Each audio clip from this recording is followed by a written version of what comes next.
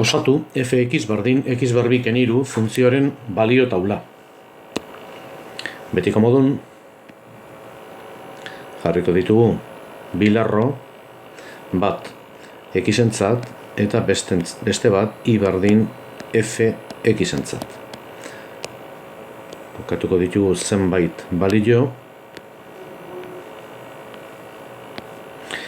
Adibidez x berdin minus iru, minus bi, minus bat, 0, bat, bi eta iru.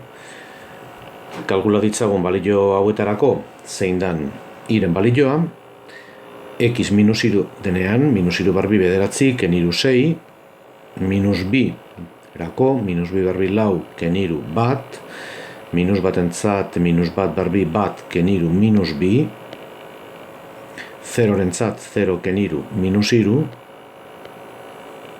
batentzat bat barbi bat keniru minus bi,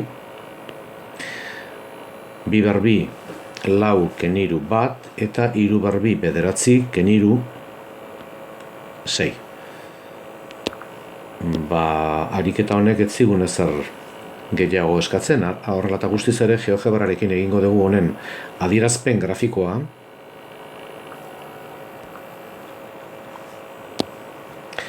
Y berdin x barbi ken iru,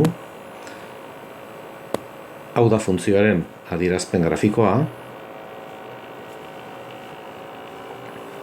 Hemen kokatuko dut puntu bat funtzio hontan,